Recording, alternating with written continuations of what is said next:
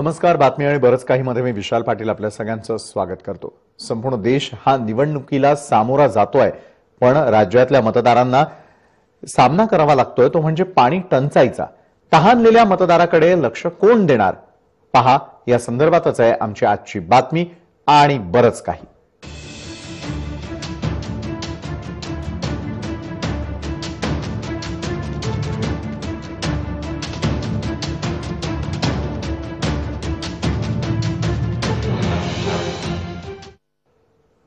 गेल्या वर्षी कमी झालेल्या पावसामुळे राज्यात दुष्काळाची परिस्थिती निर्माण झाली.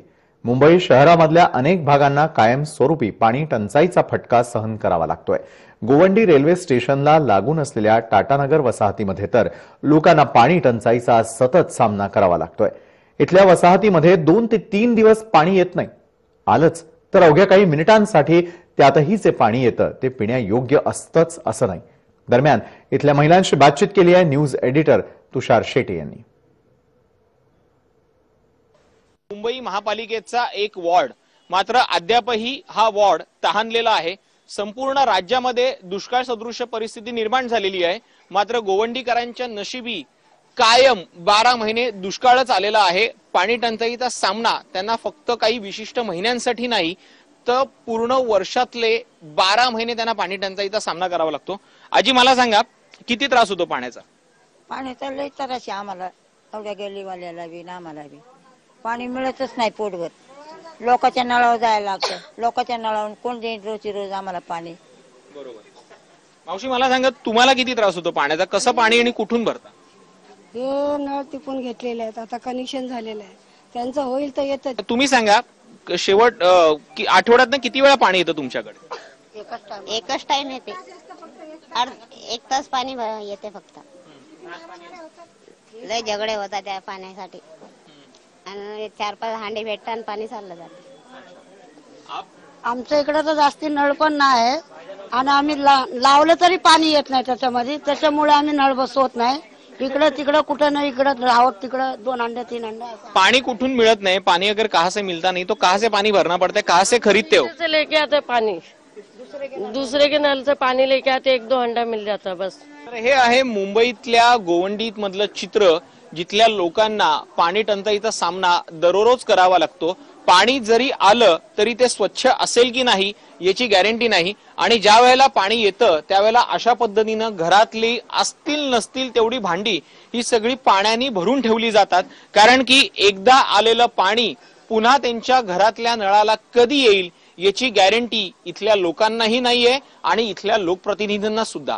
त्यामुळे राज्यात जो दुष्काळ पडलेला आहे त्या दुष्काळाची काहिली किंवा त्या दुष्काळाच्या झळा फक्त या सुरुवातीच्या उन्हाळ्याच्या दरम्यान मधल्या काही महिन्यांमध्ये जाणवाव्या लागलेल्या आहेत.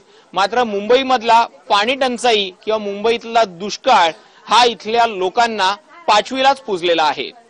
कॅमेरा पर्सन महेश सोबत तुषार शेटे, जय महाराष्ट्र न्यूज, मुंबई. तर गोवंडी मधल्या टाटानगरमध्ये पाण्याची टंचाई कशी आहे ते आपण पाहिलं. या आणि अशाच प्रकारची स्थिती ही मानखुर्द शिवाजीनगर भागात आहे. इथल्या नागरिकांना दूषित पाण्याचा पुरवठा नेहमीच होत असतो. त्यामुळे इथल्या नागरिकांना शुद्ध आणि पिण्यायोग्य पाणी अक्षरशः विकत घ्यावं लागतंय. स्थानिक पाणी विक्रेतेसोबत बातचीत केलेली आहे आमचे प्रतिनिधी तुषार शेट्टींनी. पिण्याचं पाणी 1 रुपयाला 1 लिटर, 5 रुपयाला 10 लिटर आणि 10 रुपयाला 20 लिटर हे चित्र आहे मुंबईतल्या बैंगनवाडी आणि शिवाजीनगर भागातलं. या भागातल्या लोकांना पिण्याच्या पाण्याचा इतका त्रास सहन करावा लागतोय की त्यांना आता पिण्याचं पाणी विकत घेण्याची वेळ आलेली आहे. शिवाजीनगर, चेंबूर, गोवंडी, मानखुर्द या भागामध्ये जो झोपडपट्टीचा भाग आहे तिथे तिथल्या लोकांना प्रचंड पाणी टंचाईला सामोरं जावं लागतंय. आतापर्यंत इथे पाण्याच्या मुद्द्यावरनं अनेक भांडणं देखील झालेली होती. स्थानिक नागरिक आता आपल्या सोबत आहेत. मला सांगा, पिण्याच्या पाण्याची जी समस्या होती ती आता संपली आहे का? आता संपलेली तर नाही साहेब, संपलेली नाही. बीएमसी मुंबई महानगरपालिका पूर्ण नाकाम झालेली आहे. आम्ही लोकांनी एवढा प्रयत्न केले, संघर्ष केल्यानंतर आता पाणी आलेले आहे. त्यांच्यानंतर लोकांना त्रास होते. आम्ही आरओ फिल्टर प्लांट लावलेले आहे. ते आमदार साहेबांनी आम्हाला सहयोग केलेले आहे, साहेबांनी चालू केलेले आहे. की मानखुर्द शिवाजीनगर मध्ये भरपूर पाणीचे त्रास होते. लोकांची जीव पण गेलेली आहे साहेब. महानगरपालिका पूर्ण नाकाम झालेली आहे. काही ठिकाणी असं आहे की पाणी पियायला लोकांना नाही. आम्ही प्रयत्न करतो, आमदार साहेब प्रयत्न करतोय की लोकांना पियायला स्वच्छ पाणी भेटणार. तर आपण बघितलं की कशा पद्धतीनं गोवंडी, चेंबूर, शिवाजीनगर मधल्या स्लम मधल्या या सगळ्या भागांची अवस्था आहे. इथल्या लोकांना प्यायला शुद्ध पाणी मिळत नाहीये. दूषित पाण्यामुळे अनेकांना अनेक रोगांचा सामना करावा लागतोय. कॅमेरा पर्सन महेश सोबत तुषार शेटे, जय महाराष्ट्र न्यूज, मुंबई. तर मराठवाड्यामधील यंदाच्या भीषण दुष्काळामध्ये पाण्यासाठी वणवण करण्याची वेळ सुरू झाली आहे. कारण संपूर्ण मराठवाड्यामधील 8 जिल्ह्यांमध्ये केवळ 5.45% पाणी साठा उपलब्ध आहे. हे पाणी केवळ काही दिवस उपलब्ध राहणार असल्यानं येणारा काळ हा भीषण असणार आहे. मात्र ही परिस्थिती समोर असतानाही परिणामकारक उपाययोजना केल्या जात नाहीत. तर दुसरीकडे सरकारी यंत्रणा ही निवडणुकीच्या कामाला लागल्यानं या दुष्काळाचा सामना करताना पाणी कुठून आणायचं याची चिंता मराठवाड्यातील जनतेला पडली आहे. उन्हाळ्याचे चटके बसत असताना माणसासह गाव शिवारातल्या पशु प्राण्यांची हुरपळ सुरू झाली आहे. दुष्काळातून दुष्काळाकडे जात असल्याचं पुन्हा भीषण रूप दिसू लागलंय. गेल्या 8 वर्षांपासून मराठवाड्यात सातत्यानं दुष्काळाचा सामना करावा लागतोय. यंदाच्या दुष्काळाची जाणीव असतानाही त्या परिस्थितीला तोंड देण्यासाठी काय केलं, असा सवाल जलतज्ञ प्रदीप पुरंदरे यांनी उपस्थित केलाय. महाराष्ट्रातील दुष्काळाच्या परिस्थितीला 4 महत्त्वाची कारणं आहेत. एक, ऊसाचं फार मोठं क्षेत्र मराठवाड्यात असणं, बाटलीबंद पाणी, नंतर भूजलाचा अमर्याद उपसा आणि वाळू माफियांवरती कारवाई न होणं, ही 4 महत्त्वाची कारणं आहेत असं मला वाटतं. कायद्याची अंमलबजावणी सुरू झाली असं म्हणतात, नोटिफिकेशन काढलेलं आहे, त्याचे नियम नाहीत. त्याचे नियम नसल्यामुळे अजून तो कायदा खऱ्या अर्थाने अंमलात आलेला नाही आहे. शासनाने नियम तयार केले, त्याचे अभिप्राय मागवलेले आहेत. अशी नेहमीची ठोकळेबाज उत्तरं मिळतात. ते कामाची अर्जन्सी जी दिसायला पाहिजे की हे करायचं आपल्याला, या उन्हाळ्यात करायचं आहे, हे तिथे जाणवत. मराठवाड्यामधील 1713 गावांमध्ये सध्या 1697 टँकर्सनं पाणी पुरवठा केला जातोय. इतकंच नाही तर 2293 गावातील विहिरी या अधिग्रहित केलेल्या आहेत, कारण कोणत्याच प्रकल्पात पाणी उपलब्ध नाहीये. सध्या मराठवाड्यातील कोणत्या जिल्ह्यात किती टँकरनं पाणी पुरवठा केला जातोय हे देखील पाहूयात आपण ग्राफिक्सच्या माध्यमातून. औरंगाबादमध्ये 767 गावांमध्ये पाणी पुरवठा टँकरनं करावा लागतोय. 788 टँकरनं हा पाणी पुरवठा केला जातोय. तर जालन्यात 279 गावांमध्ये 291 टँकरनी पाणी पुरवठा सुरू करण्यात आलाय. जालन्यातही 279 गावं जी आहेत त्यांना पाणी पुरवठा तसा करावा लागतो. तर बीडमध्ये 572 गावांमध्ये 507 टँकरनी पाणी पुरवठा होतोय. बीडमध्ये 572 गावांमध्ये देखील हीच परिस्थिती आहे. उस्मानाबादेत 41 गावांमध्ये 54 टँकरनी पाणी पुरवठा करावा लागतोय. लातूर जिल्ह्यातील 5 गावात 5 टँकरनी पाणी पुरवठा सुरू आहे.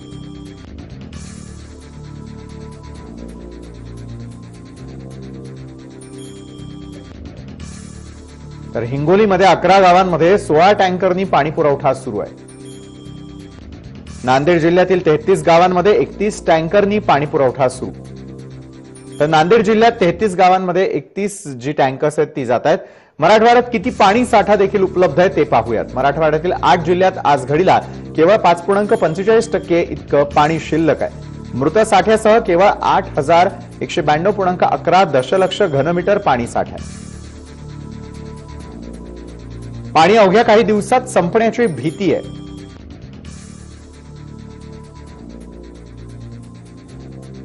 मराठवाड्यातील 11 मोठ्या प्रकल्पांमध्ये केवळ 5.5% इतकं पाणी शिल्लक आहे. 8 प्रकल्पांमध्ये 25% कमी पाणी उपलब्ध आहे.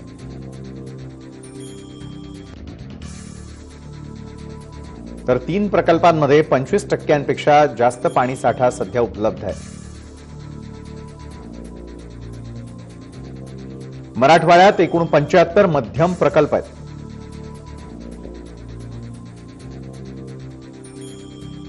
प्रकल्पातील पाण्याची स्थिती भयावह आहे.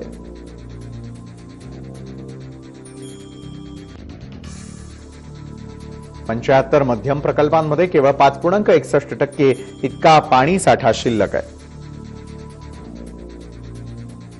आतापर्यंत 24 प्रकल्प कोरडे पडलेत.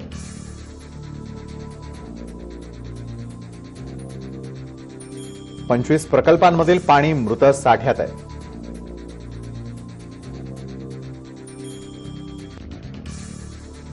चोवीस प्रकल्पात 25% कमी पाणी उपलब्ध आहे.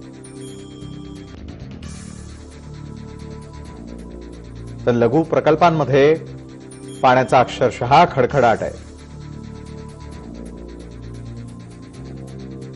मराठवाड्यात एकूण 749 लघु प्रकल्प,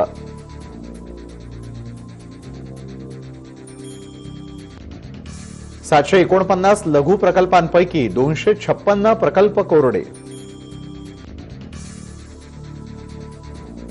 298 प्रकल्प कोरडे पडण्याच्या मार्गावर.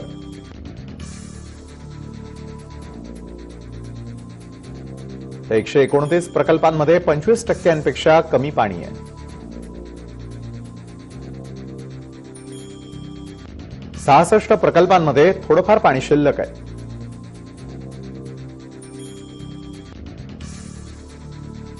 तेरणा, मांजरा, रेणा नदीवरील बंधारे अक्षरशः कोरडे पडलेत.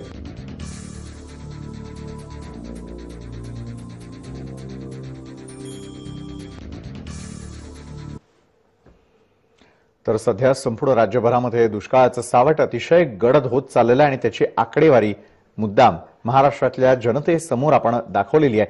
मराठवाड्यातली कशा प्रकारची ही पाणी परिस्थिती आहे, त्या ठिकाणचा साठा कशा प्रकारे आहे, त्यावरती आपण नजर टाकली.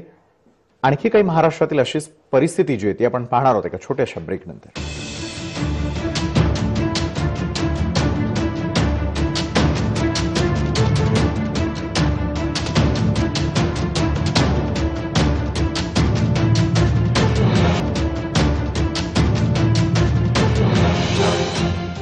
तर एकंदरीतच आपण पाहिलं की कशा प्रकारे संपूर्ण राज्यभरामध्ये दुष्काळी परिस्थिती निर्माण झालेली आहे. यापूर्वी देखील आपण पाहिलेलं होतं की गेल्या वर्षी पाणी जे आहे आणि पाऊस जो आहे तो कमी पडल्यानंतर मात्र भूजल पातळी जी आहे ती देखील कमी व्हायला सुरुवात झालेली आहे.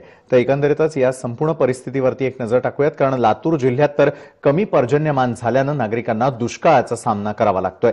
नद्या नाले कोरडे पडल्यानं विहिरींची पाणी पातळी खालावली आहे आणि यामुळे ऊस उत्पादक शेतकऱ्यांना मोठा फटका बसलाय. पाण्याअभावी ऊस वाळून जात असल्यानं केलेला खर्चही निघणार नसल्यानं शेतकरी चिंतेत आहेत. दरम्यान शेतकऱ्यांशी बातचीत केली आहे आमचे प्रतिनिधी सचिन अंकुलगे यांनी. वर्षानुवर्षे लातूर जिल्ह्याला दुष्काळाचा सामना करावा लागलाय. यावर्षी ही अत्यल्प पर्जन्यमान झाल्यामुळे शेतकऱ्यांना पाणी टंचाईला सामोरं जावं लागतंय. लातूर जिल्ह्यात सर्वात जास्त शेतकरी हे ऊस उत्पादक असल्यामुळं सध्या ऊसाला पाणी पुरत नसल्यामुळं शेतकऱ्यांचा ऊस वाळून जातोय. आपण सध्या हरंगुळ गावातल्या शेत शिवारामध्ये आहोत.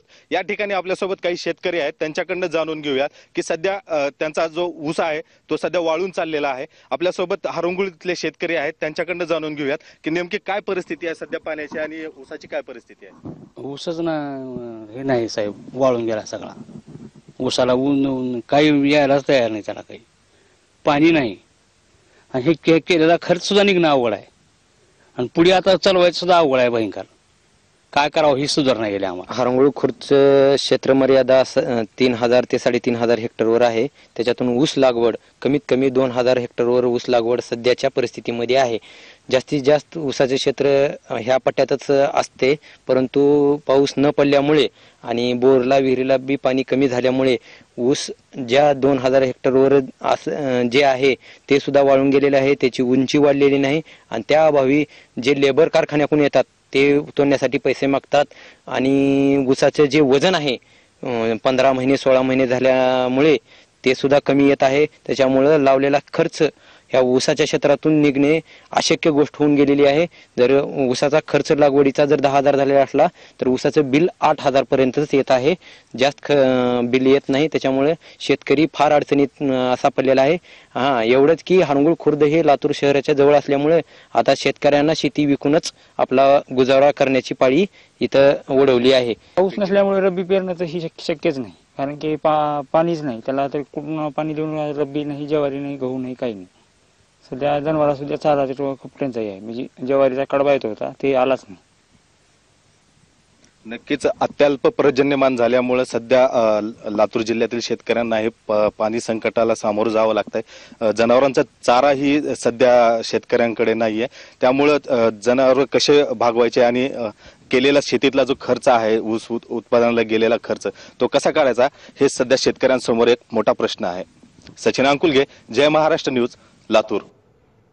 तर अत्यल्प पर्जन्यमान आणि जलस्रोत असल्यानं नागरिकांना पाणी टंचाईला सामोरं जावं लागतंय। हंडाभर पाण्यासाठी महिलांना भर उन्हात वणवण करावी लागतेय।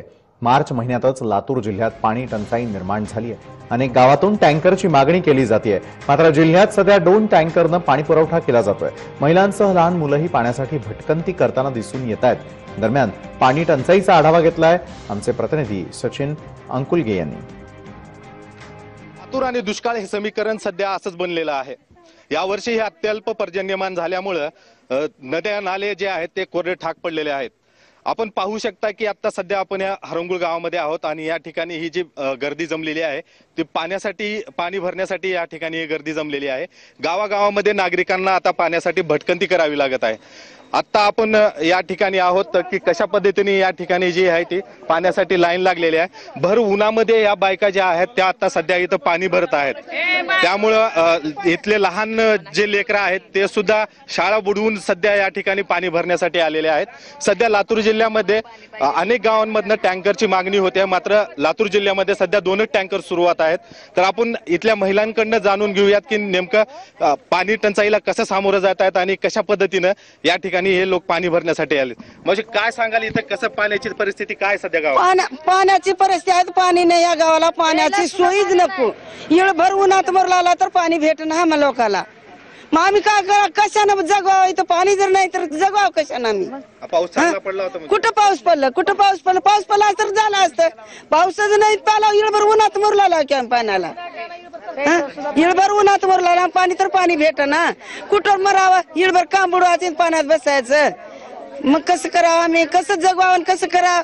ह्या गावाला कोणची सोय पाण्याचीच नाही इथं आम्हाला। काय पैसे रात्रभर जागावं लागतं आम्हाला, रात्रभर जागा 2 घावी पाणी मिळत नाही आम्हाला, त्यामुळे पाण्याची सोय करावं सरकारनं, काही प्रकार पण पाण्याची सोय करावं आम्हाला, बाकी काही नाही। आणि कशासाठी रात्रभर जागावं लागतं? पाणीच नाही सर आम्हाला, पाणीच नाही, आम्ही एक घावी रात्रभर जगतो आम्ही इथं, रात्रभर जागावं लागतं बाहेर, त्यामुळे पाणी नसल्यामुळे आम्हाला पाण्याची सोय करून द्यावी एवढी आम्हाला। पिण्याचा एवढा त्रास होईल, जनावर ढोर तर लांब मुलाला पाणी प्यायला मिळेना झाले, 1 बाटली घेतो तिळाची प्यायला भेटना झाले आम्हाला, ती बी 15 रुपयाला झाले, 10ची बाटली 15ला एकूण पाणीवाले, परिस्थितीने आम्ही पाणी घेऊ लागलो, काय करावं साहेब? पाणीच नाही। लवकरात लवकर टँकरची मागणी, टँकर मंजूर करावे अशीच या नागरिकांमधनं मागणी होते।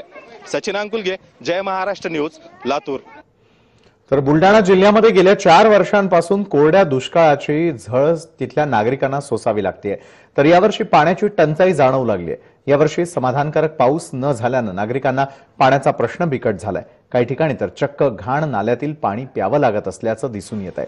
शेतकरी देखील मोठ्या प्रमाणात हवालदिल झाला असून हिवाळ्यामध्ये उन्हाळ्याची जाणीव आता होऊ लागली आहे। जिल्ह्यात उन्हाच्या झळा सुरू झाल्यानं जलसंजीवनी समजली जाणारी ज्ञानगंगा कोरडी पडलेली आहे।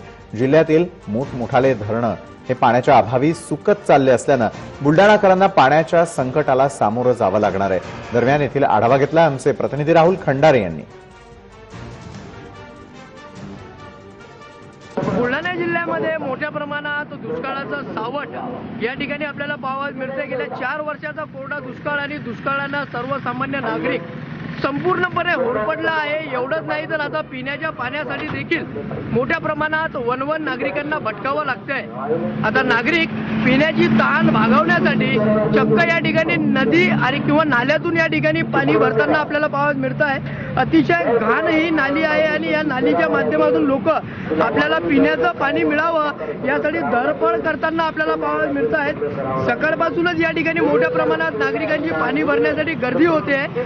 पाण्याची एवढ्या मोठ्या प्रमाणात किल्लत आहे। बुलढाणा जिल्ह्यामधील अनेक नदी असतील, नाले असतील, त्यांनी या ठिकाणी तळ गाठलेला आहे। तळ गाठत असताना आता पिण्याचं पाणी आणावं कुठून हा एक मोठा प्रश्न सर्वसामान्य नागरिकांसमोर आहे। परंतु आता पाण्याची तहान भागवण्यासाठी नागरिक चक्क नाल्यातील पाणी घेऊन आपल्या घरी आपली तहान भागवत असल्याचं विदारक चित्र बुलढाणा जिल्ह्यामध्ये आपल्याला पाहावयास मिळतंय। गेल्या 4 वर्षाचा कोरडा दुष्काळ आणि त्या दुष्काळाची फटका सर्वसामान्य नागरिकांना बसतोय। त्यामुळेच आता पिण्याच्या पाण्याची व्यवस्था एका नालीच्या पाण्यामधून नागरिकांना करावी लागते। राहुल खंडारे, जय महाराष्ट्र, बुलढाणा। तर नांदेड जिल्ह्यात यंदा कमी पाऊस झाल्यानं दुष्काळी परिस्थिती निर्माण झाली आहे। हाताशी आलेली पिकं ही शेतकऱ्यांच्या हातची गेली आहेत। त्याचप्रमाणे जिल्ह्यात अनेक गावात उन्हाळ्याच्या सुरुवातीलाच पाणी टंचाई निर्माण झाली। विशेष करून देगलूर, कंधार या तालुक्यात पाणी टंचाईला सामोरं जावं लागतंय। जिल्ह्यामध्ये मुखेड तालुक्यात अनेक गावं, वस्त्या, वाड्या आणि तांड्यांवरती तीव्र टंचाई आहे। या परिसरात पाण्यासाठी लोकांना वणवण भटकावं लागतंय। कडून आता हेच काहीतरी सरकारनं आम्हाला पाणी द्यावं, हे वैरण द्यावं, काहीतरी द्यावं। दुसरं काय द्यायचं आपल्याला, दुसरं आपली भरती होत नाही। हे वैरण आणि पाणी, दुसरी काय आम्हाला हे नाही। आम्ही करून काहीतरी करून खाऊन जग असाल, मात्र ढोरं काय म्हणून जगतील, कशामुळे जगतील? इथं काहीच नाही ना। अहो ते राशन देतील, काय देतील खायला, मात्र आम्हाला ढोरायला काय द्यावं? आम्ही ढोऱ्यामध्ये परेशान आहे। एक तर आम्हाला ढोरं सोडून जायला चालेल, कुठं सोडला गेलं तर कोण सांभाळणार आहे ढोरं? ते येऊन आम्हाला उभं करायचं का, तू ढोर कसं काय सोडलास? माझ्या वावरामध्ये त्या नांदेडमध्ये गेलं, कुठे गेलं तरी बी ते आलंच गे, तकलीफ आलीच लोकांना। तर संपूर्ण राज्यभरामध्ये दुष्काळाचं सावट पसरलेलं आहे आणि त्या आणखी गडद होण्याची शक्यता देखील पुढच्या काळात आहे, कारण पाणी साठे जे आहेत ते आता संपत चालल्याचं पाहायला मिळतंय। बातमी आणि बरंच काय मध्ये वेळ झाली, इथंच थांबण्याची, मात्र तुम्ही पाहत राहा जय महाराष्ट्र।